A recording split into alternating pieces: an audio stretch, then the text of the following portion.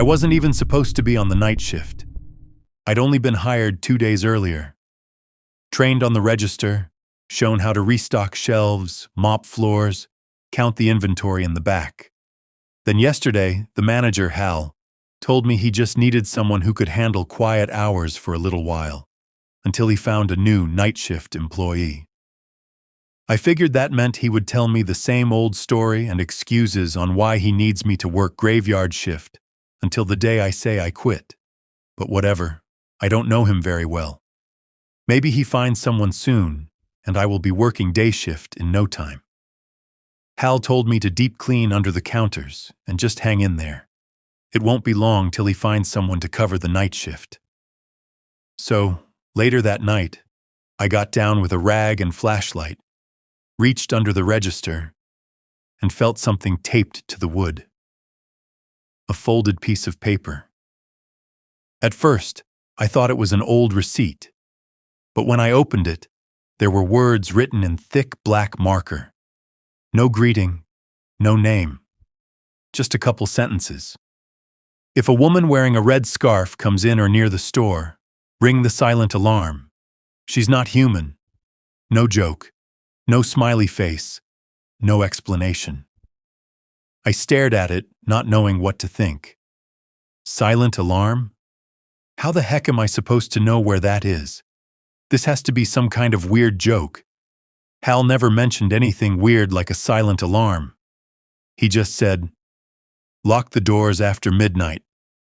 Slide purchases through the tray. Don't be a hero." Certainly, don't worry. I won't be jumping in front of the Sour Patch Kids and Mars bars if shots are fired. What did he think a hero would do? I didn't ask Hal about the note. It was past midnight, and I didn't think I should bother him at that time. He might think I'm a lunatic texting or calling him that late about some stupid old note. I kept busy. I did inventory, mopped the floors, and stocked the candies like Skittles and Sour Patch Kids. At 2:13 a.m., a car rolled into the lot. I hadn't seen a customer all night. A woman stepped out. Normal-looking, black coat, and also she definitely had a bright red scarf. She walked right to the locked door, looked in at me like she knew I'd be there. I pressed the intercom. "We're locked after midnight. I can grab anything you need and slide it through." She didn't ask for gas or cigarettes or food. She just tilted her head. "Did he leave a note about my scarf?" My stomach dropped. Not when I found the note. Not when I read it. Right then, when she confirmed it existed. I froze. My hand hovered near my phone.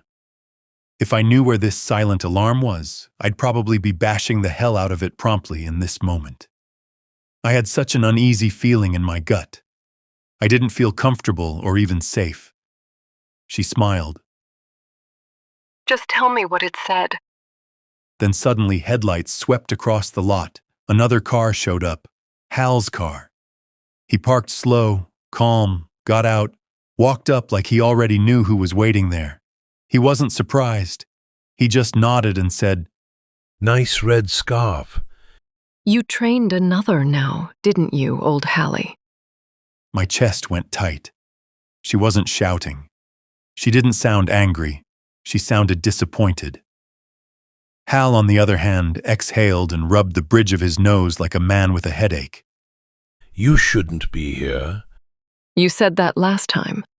The way she said last time, casual, like they'd had this argument before, made something twist in my stomach. Hal looked at me closely as he stepped up to the intercom. "The silent alarm. It is on the ceiling of the cigar cabinet." His tone was calm but flat, like a warning wrapped in routine. I hesitated.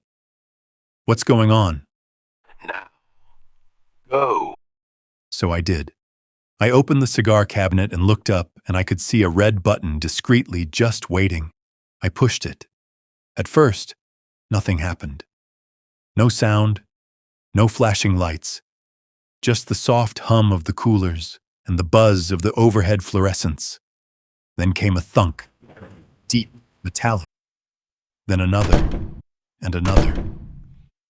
The floor felt like it was trembling under my shoes as that heavy sound rolled around the building and a mechanical growl rising behind the walls. Just as I turned to the front windows, the first steel shutter dropped from the ceiling, slamming down along the glass with a violent clang. I jumped back. More shutters came down in sequence. Bang, bang, bang, sealing the doors, the side windows, even the back hallway. The whole store was suddenly wrapped in metal like a coffin. "Stay calm," Hal said. But his voice was muffled and distorted through the sheets of metal that now surrounded me. I looked down at my phone. No signal. No bars. No Wi-Fi. Just the word "searching" pulsing in the corner of the screen. A panic started to rise in my chest. My breath echoed off the metal walls. The whole store felt smaller now, tighter. And why all of a sudden my phone has no service as it had never lost service here before. Ever. "Hal?" I called out. My voice bounced back at me, warped. "Hal, what the hell is going on?" No answer. The intercom crackled for half a second, then went dead, and then the lights cut out. Pitch black.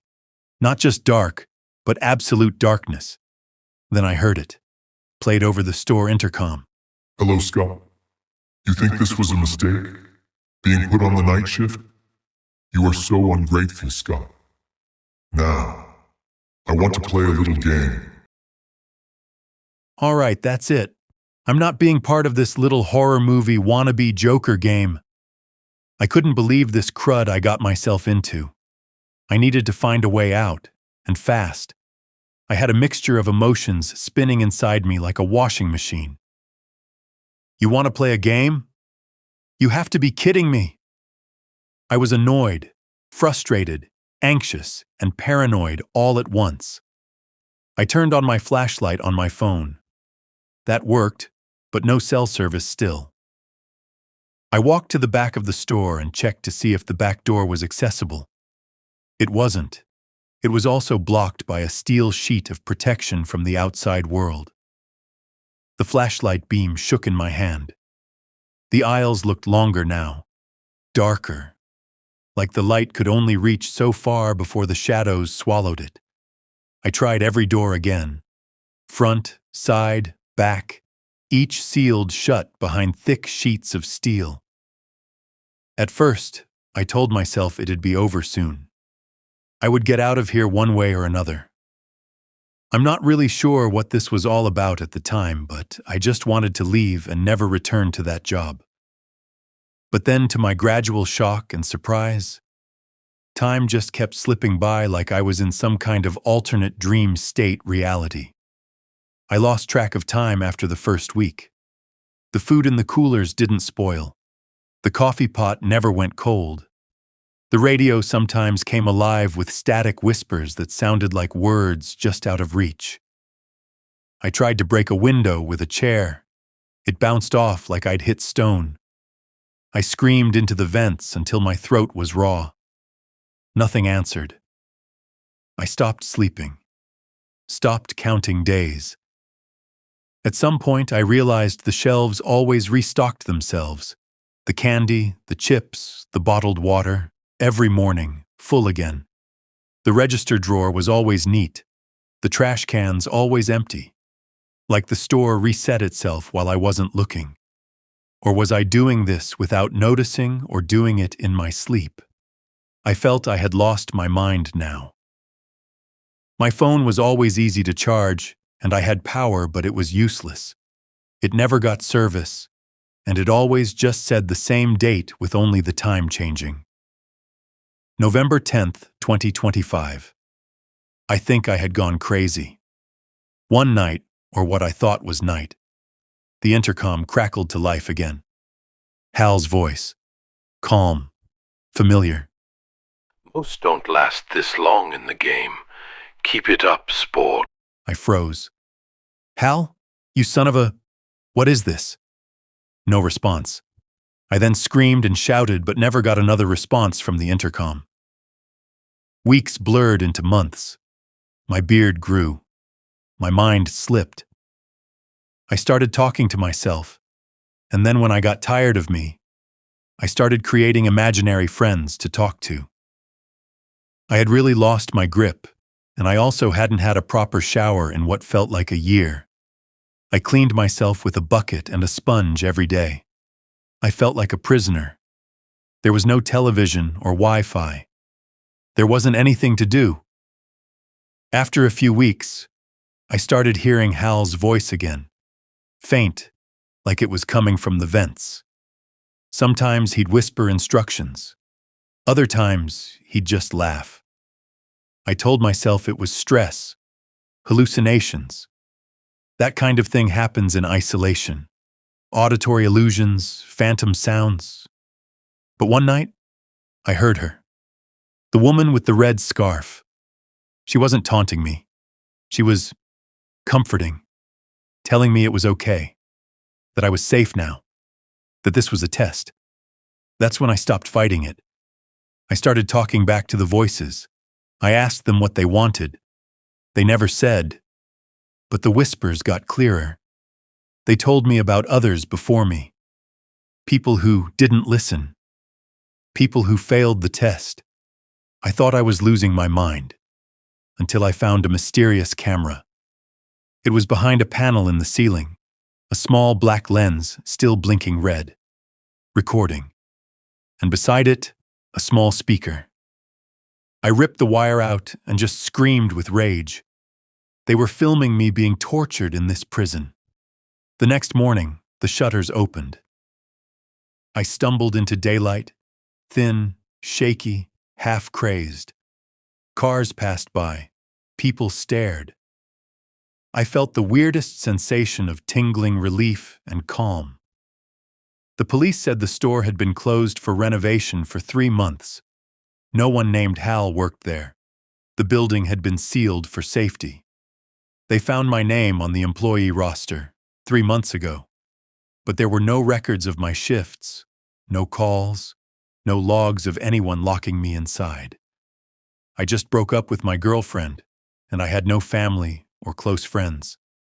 No one had been looking for me, and I understood that all along.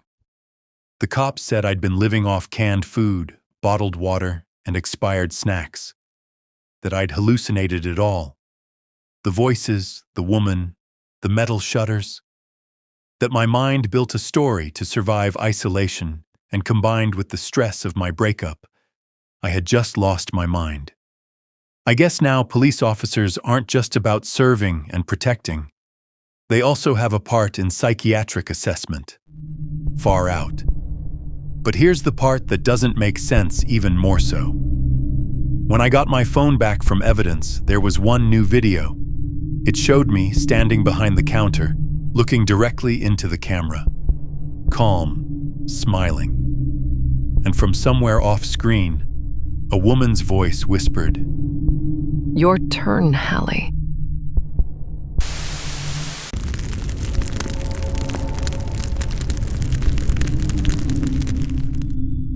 I was at a 7-Eleven on a late Sunday night, debating between beef jerky and Slim Jims to add to my handful of snacks I already had. The clerk, a young woman in a t-shirt with a smiling tree, said to the customer at the counter, "Did you know there are more trees on Earth than stars in the Milky Way?" Before anyone could comment, a rough voice behind me snapped, "That's bull!" The guy was big, red-faced, red-haired, wearing a metal band tee stretched tight over his gut. "It's true," she said gently. "Around 3 trillion trees, 100 billion stars." He stepped closer.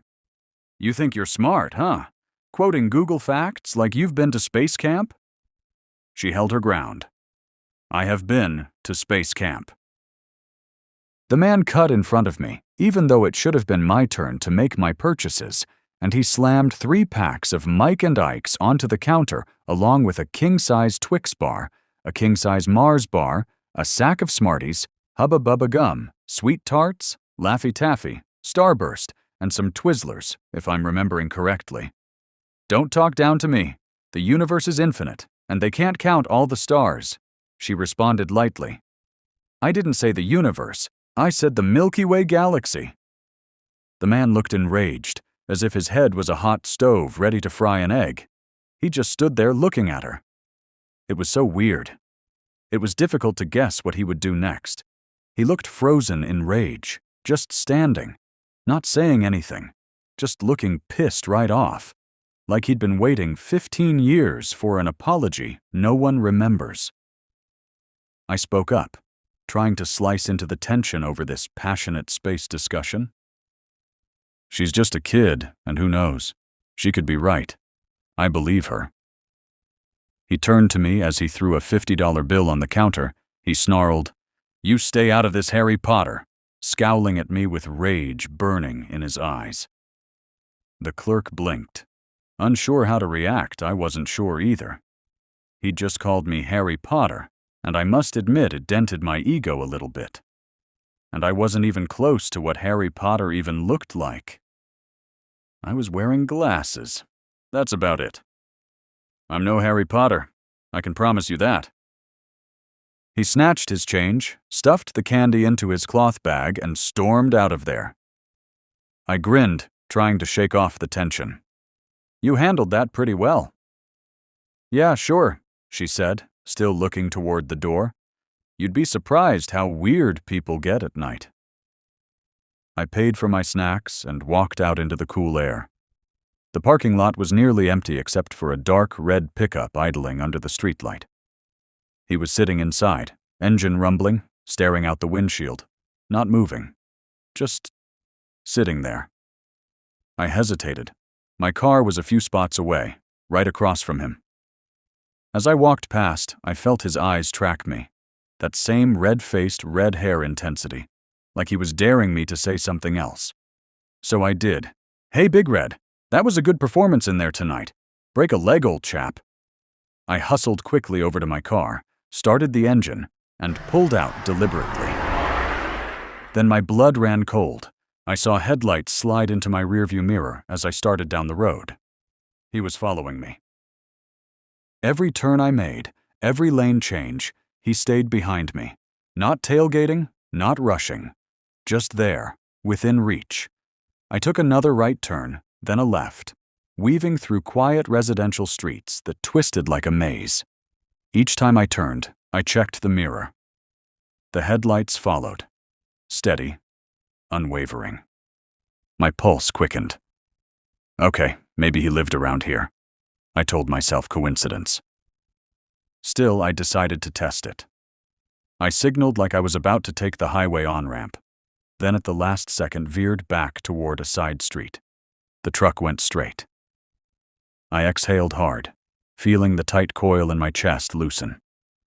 Okay, I muttered, gripping the wheel. Okay, see? He's gone. Still, I didn't drive home right away. I looped through a few more streets just to be sure. The only headlights now were mine, bouncing off quiet windows and parked cars. By the time I pulled into my driveway, the world had settled back into its late-night hush. Porch lights glowed like soft candles. My own house looked peaceful, almost inviting. More trees than stars, I said out loud. Guess we're all learning something tonight. The next morning was ordinary enough. I left early for work. Nothing felt off, not at first. When I arrived home after work that day, the front door was unlocked. Windows were left wide open, and there was a faint smell of something too clean, or a chemical stench that you could feel it in your eyes. I walked into the kitchen. Every surface of my fridge, the door, the sides, even the freezer handle, was covered in writing. Thick black marker. The same line over and over in uneven letters. There are more stars in the sky than trees on earth. It was on the milk carton, on the butter lid, the pickle jar, on every soda can. It was on everything. My hands were shaking when I backed up. The faint, chemical sweet smell and those words. Hundreds of them. My first thought was to call the police. But then something stopped me. A morbid thought. That maybe whoever this was, I could bring justice to this myself, like a little game. Yeah, that's right. I'm known to get a little crazy and psychological when it comes to human conflict in my life. There, on the fridge door, at the center of all the writing, was a single, smaller note, written in perfect calm handwriting. She was wrong. I knew exactly who this was. That night, I didn't sleep. I just stayed up thinking about what to do, how I could mess with this guy, or if he was done with me.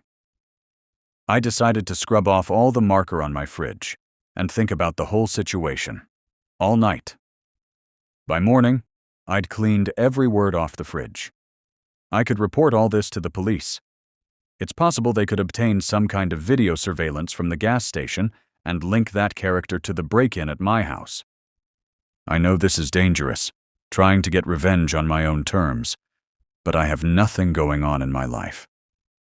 I've been feeling a little blue for weeks. Something like this, in a morbid way, excites me. I don't know why, and this could be very dangerous, but I'll just see what happens next.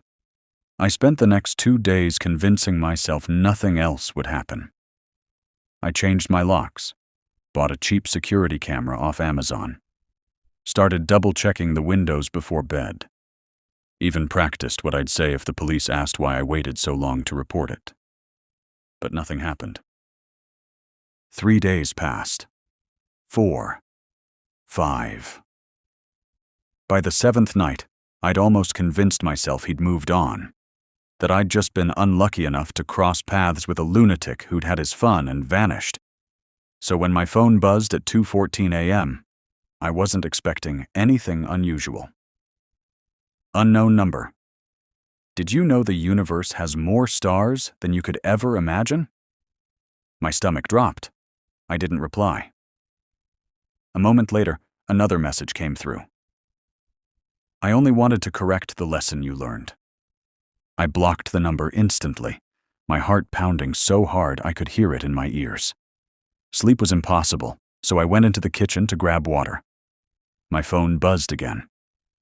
Somehow, a new message got through, even though I'd blocked the previous number. Look outside. Every instinct screamed don't, but I walked to the window anyway. The street was silent. My car sat parked. The neighbor's porch light flickered faintly. Nothing unusual until I looked up. Directly across the street, parked half behind a hedgerow like a hunting animal hiding its bulk, was a dark red pickup engine off.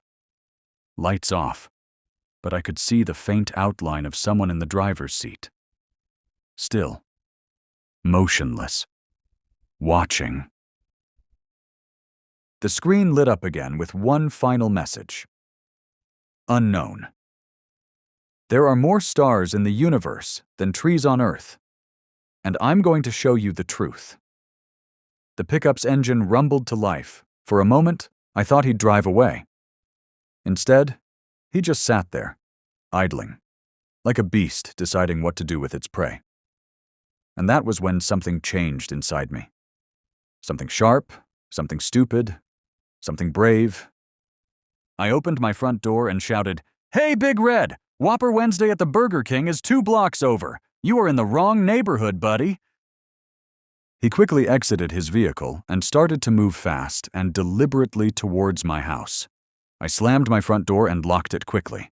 I really don't know what I was thinking at the time, but my big mouth always seems to get me into trouble. He started pounding on my door in rage. I called the police and informed my red friend that help was on its way. Then suddenly the banging stopped. Maybe he was scared off, now that the cops were on the way to take care of him. I then peeked through my curtains, and I could see his truck drive away. I felt relief come over me, but at the same time disappointment.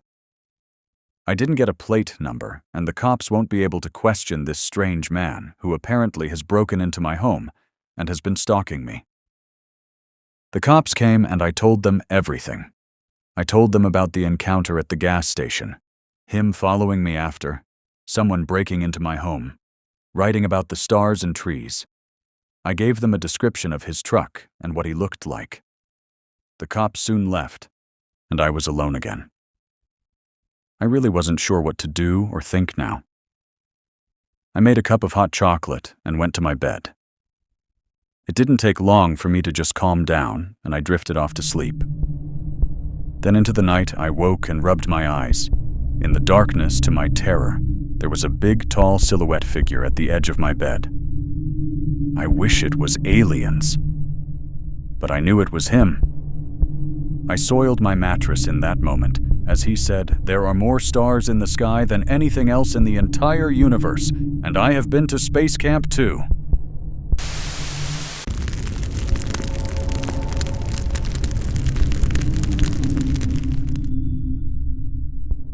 It was supposed to be my day off from work. The regular guy, Eddie, called in sick. The manager begged me to cover the graveyard shift at Pine Hollow Gas and Food, the only station on a dead stretch of Highway 41. I'd only been on the job 3 weeks. I needed the hours. So, I said yes. The station was quiet, too quiet.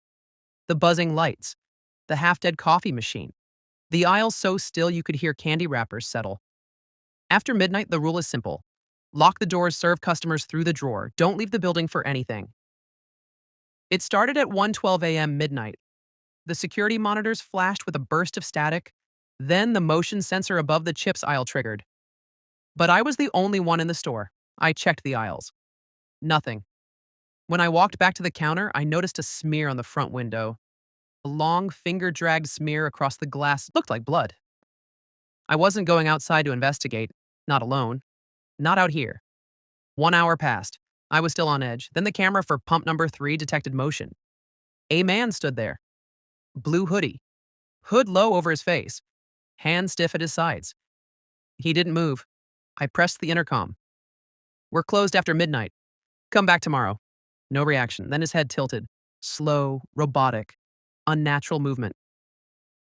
He stared into the camera, and then straight at me through the store window. My heart started pounding harder than ever. He walked toward the entrance, pressed his hands to the glass, then his forehead. He didn't speak. He just stood there, like he was waiting for something. I shouted through the glass, "Sir, I can't open the door. Come back in the morning." His face looked hideous, like some character out of The Walking Dead. Pale, stretched skin, eyes far too dark. Then whisper escaped his mouth. "Let me in, let me in, let me in." I stumbled back, knocking over a stack of taco chips. "Sir, I can't open the door. I'm calling the police now." The whisper grew louder. "Let me in, let me in, let me in." I reached for my phone, looked up. He was gone. Not walking away, not running, just gone. At 1:35, something banged from inside the store. The back room. I opened the office door and froze. Hanging on the coat hook was the blue hoodie, the same hoodie he'd been wearing outside, dripping. The fluorescent lights popped out one by one. Half the store went dark. I used my phone flashlight. My hand was shaking so bad the beam jittered everywhere. A voice breathed out from between the aisles. "You locked the door." So I came. Another way. I aimed the light down the aisle. A figure stood at the far end. Tall, thin, wearing the same blue hoodie that was somehow behind me. It lifted one arm, too long, joints bending the wrong way, and pointed at me. I ran in horror. Bolted into the bathroom, locked the door. Outside came a dragging sound, slow, heavy, then a gentle knock, then the whisper. "You let everyone else in." "Why not me?" My voice cracked. "Please, leave me alone. I'm calling the police." I dialed 911. The operator answered immediately. "Stay with me. Officers are en route." "How many intruders are inside with you?" I don't know," I whispered. The door shuddered violently, metal screeched. The handle rattled like it was about to snap off. Every bang shook through my chest. Then, silence. A silence so sudden it felt staged. "Ma'am," the operator said, "officers are 2 minutes out." 2 minutes felt like forever. Then I heard something else. Movement. Not behind the door. Above me, I looked up at the ceiling vent. Still, silent. Until one fingertip pushed through the slat. Pale. Wet. Twitching. I choked on a scream. Unlocked the door. I ran straight out of the gas station. I tripped on the pavement and hit the ground, but I kept going, scrambling to my feet. A police siren wailed in the distance. Close. Relief washed over me. Then it stopped. Just stopped. Cut off mid-wail. The highway was empty. No cruiser, no lights, nothing. The station lights flickered. Then every single one went out. The whole building turned into a black silhouette. I backed toward the road. Then, the front doors of the gas station slowly opened on their own. A figure stepped out. Not the man in the hoodie. Not exactly. Taller. Limbs wrong, moving without sound, like it glided. "What do you want from me?" I yelled. The figure stopped, lifted its head. Its voice came out layered, 5 voices speaking at once. "You, let yourself out." I froze. "You opened the door," it said. "So now the door opens for me." I ran. Down the dark highway, full sprint. Didn't look back. I didn't stop until real police lights appeared, a real cruiser. 2 officers stepping out, calling out for me. I collapsed. They swept the entire building, every room, every vent, every inch. They found nothing. Nothing except the smear of blood on the front window. They reviewed the surveillance footage. Everything was normal until 1:12 a.m., then static. 3 minutes of it. And when the feed returned, the cameras showed me running out of the store screaming. They didn't see any strange hooded man. No man in a hoodie, no banging on the door, no figure in the aisles. Just me, talking, running, hiding alone. The police said it could have been stress, exhaustion, a panic attack. But they didn't see the vent. They didn't hear the whisper. They didn't understand the experience I just endured. I know what I saw. I quit the next morning. Haven't been back to Highway 41 since. But sometimes late at night when I can't sleep, I hear that man's voice. A voice that chills my entire spine. I try not to think about it, but I am always looping in my mind sometimes. Was that real? Am I crazy? Was that a ghost that haunts the gas station? I'm not sure. I'm never working in a gas station on a graveyard shift alone ever again, that's for sure.